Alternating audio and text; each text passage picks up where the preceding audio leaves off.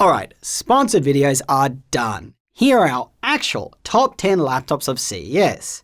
Look, this year it honestly felt a bit, more about incremental improvements versus revolutionary new devices, with the exception of Intel's Panther Lake CPUs. Those actually look really good.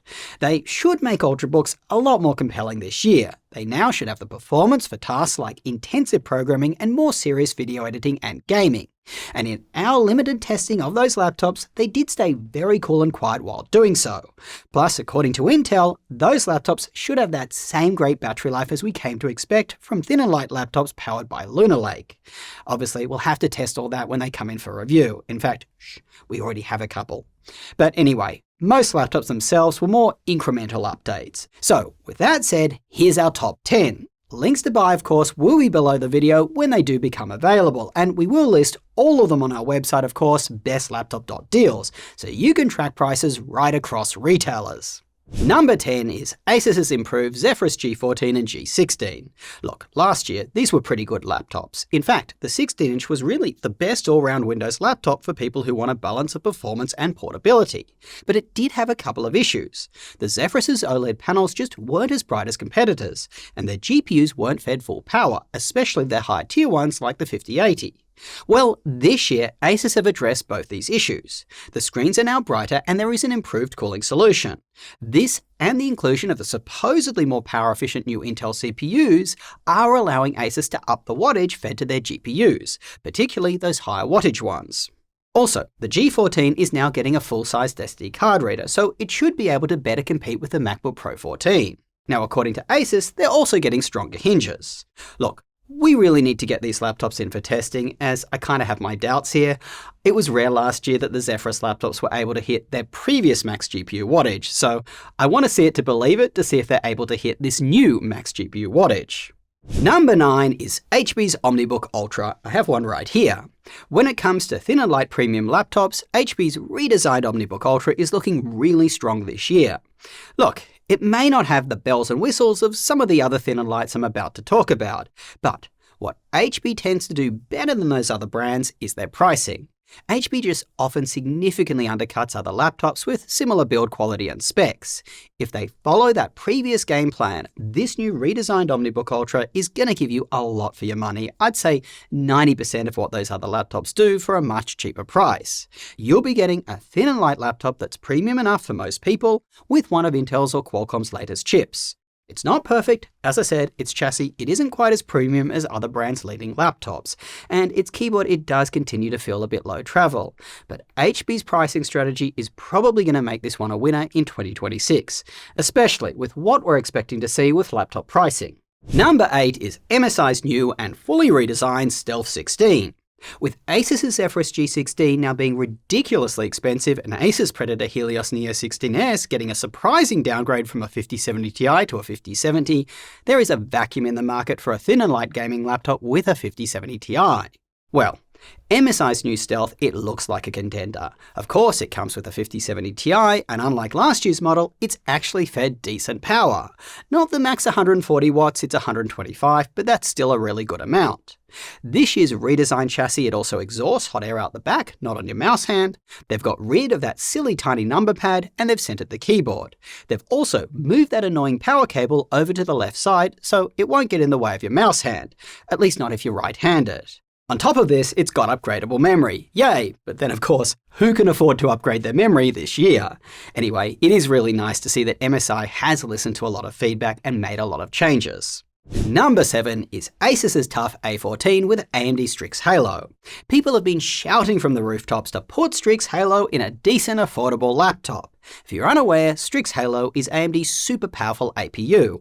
It combines insane CPU performance with a powerful integrated GPU.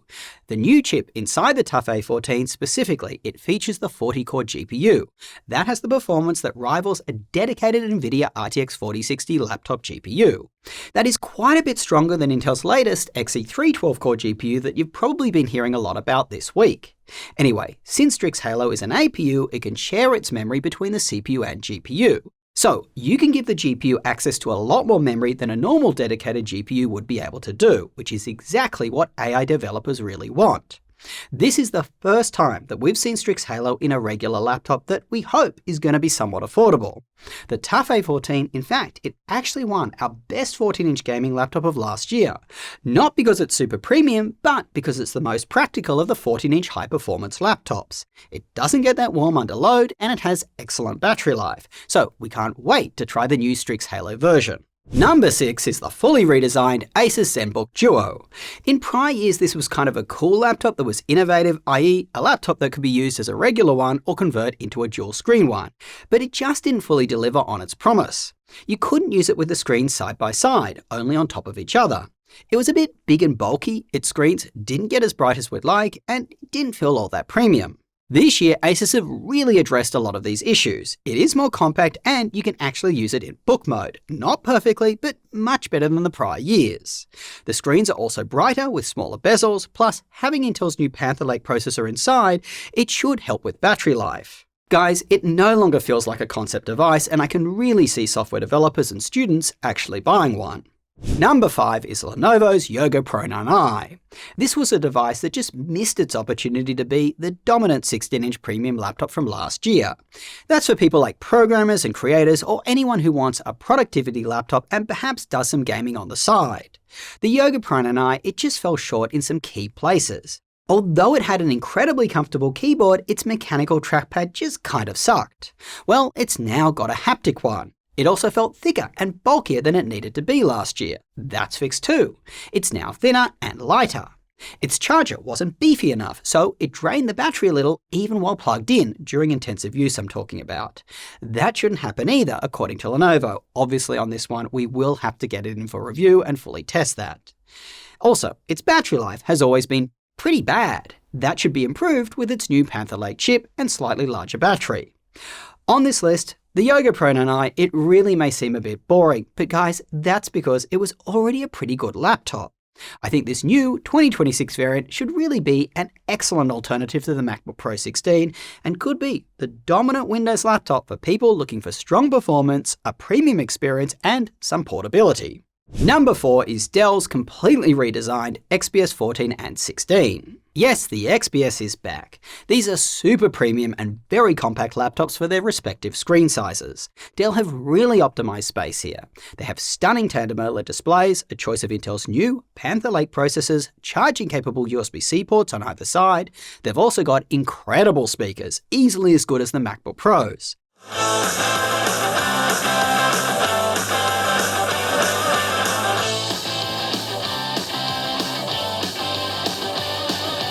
Plus, Dell have finally fixed their own self-inflicted issues.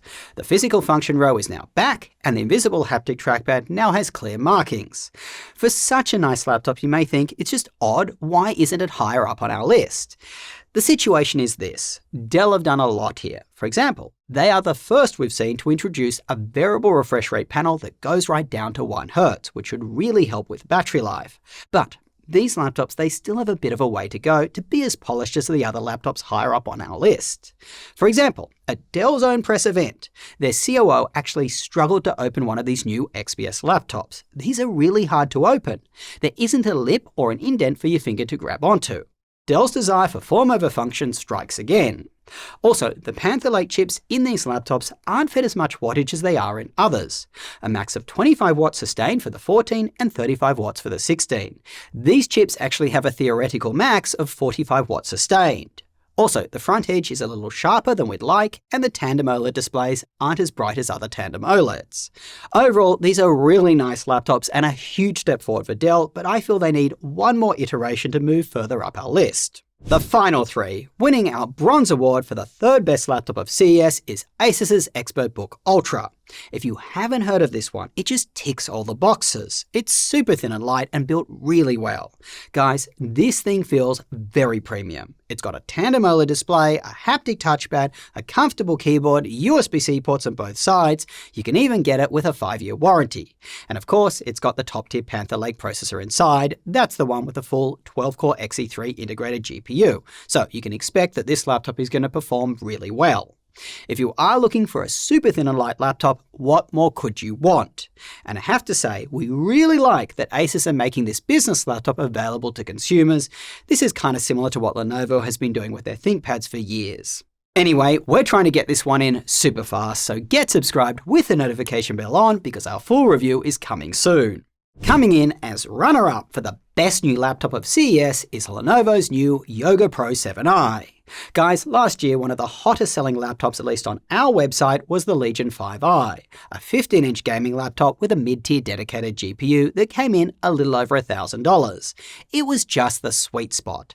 A large enough display and a big enough cooling solution, yet more portability than a 16-inch laptop. Well, the Yoga Pro 7i really takes this to another level. It's more compact than that Legion and more portable. It has a stunning 15.3-inch OLED panel, it's got a mid-range dedicated GPU and a Panther Lake CPU. To top this off, you get a great port selection, including a fast full-size SD card reader. And the one from the Lenovo store can be had with a haptic trackpad. Apparently the Best Buy configuration will only have a mechanical one. Anyway, this is really going to be the perfect laptop for a student who wants a bit more grunt than an Ultrabook, but doesn't want the weight or bulk of a larger laptop. In fact, this is probably going to be a top pick for anyone who wants a lot of portability but just doesn't want to compromise on performance or productivity. By the way, Sierra, she wanted me to add that this was her personal pick for the best laptop of CES. The only reason I didn't put it as number one is because I feel Lenovo's next laptop has broader appeal. Taking our award for the best new laptop of CES for 2026 is Lenovo's Yoga Slim 7i Ultra. This laptop is going to appeal to so many people with almost no downsides, at least from the limited time that we spent with it. The Yoga Slim 7i Ultra is incredibly thin and light, yet it is powerful. It has one of Intel's most powerful Panther Lake processors inside, the one with that 12-core GPU. And unlike other manufacturers, Lenovo is feeding it 40 watts sustained. This is a lot of power for a laptop this size, and you're going to be able to do a lot of things on it, whether it's performance-intensive tasks or even a bit of gaming. And if you think it's going to get super hot with all that power, I actually felt it while gaming and it wasn't too bad. But obviously wait for our full review. The Yoga Slim 7i Ultra, it also feels incredibly premium. The soft touch coating that they've used all around this laptop is just chef's kiss. Anyone who picks this thing up is going to want to buy one. It also looks stunning in its white color, but guys, it wasn't just this that set the Yoga Slim 7i Ultra apart, it was just how polished the device is. The edges, they're all nicely curved for comfort. There is a charging-capable USB-C port on both sides. The keyboard felt very comfortable to type on and not low travel. You could easily open the laptop because of its lip. It has a bright POLED display and a haptic touchpad. My only nits, and it's pretty minor with this laptop, is that it lacks a USB-A port. The light-coloured backlight on the white model may blend in with a light-coloured keyboard, making it kind of hard to read the keys in certain lighting conditions. And that FIFA Edition's trackpad is a bit of a no-go, at least for me. On that version of the laptop, the soccer pitch isn't smooth to glide your fingers over, as you can feel the lines of the pitch. Please note though, this laptop, at least in my opinion, is really a Yoga Slim 9. Basically, it's a much more premium version of the Yoga Slim 7. I think given how awful last year's Yoga Slim 9 was, Lenovo wanted to avoid calling it that and instead added Ultra onto the end of the name. I'd expect it to come in at a similar price point as the 9, being around $1,500 or a little higher. And I must say, I do think that's kind of fair for this laptop, given how amazing it is. Well, that's it for our top 10. There were plenty of other honourable mentions that we did see at the show. For example, the redesigned and lighter LOQ, which apparently I meant to pronounce lock. The updated ThinkPad X915 with Panther Lake, and it has more ports, including an SD card reader. Also, Dell is introducing an OLED screen for their high-end Alienware laptops, which really completes their offering. They also announced that they are working on a slim Alienware, which I did see the concept chassis. They wouldn't allow me to take press photos of it, unfortunately, but I must say it does feel more premium and it actually looks much better than a Blade 16. But it's a very early stage device. Anyway, if you think we've missed a laptop that deserves to be on here, just leave a comment down below or like someone else's. We'll be checking the comments to determine which laptops we want to prioritize for our full reviews. Finally, And I just want to end with this. I think the best thing about CS was actually seeing our fellow reviewers. There really is only a handful of us who do this full time, and even though we are competitors, everyone is just very respectful and, might I say, good friends.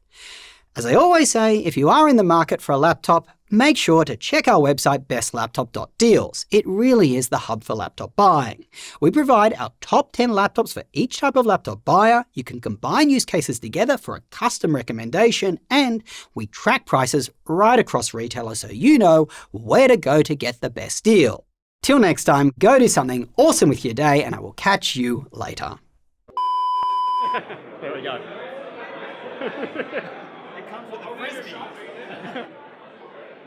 There we go. And just randomly, without mentioning it, there's Austin holding the laptop. It's just Austin, sorry. Yeah.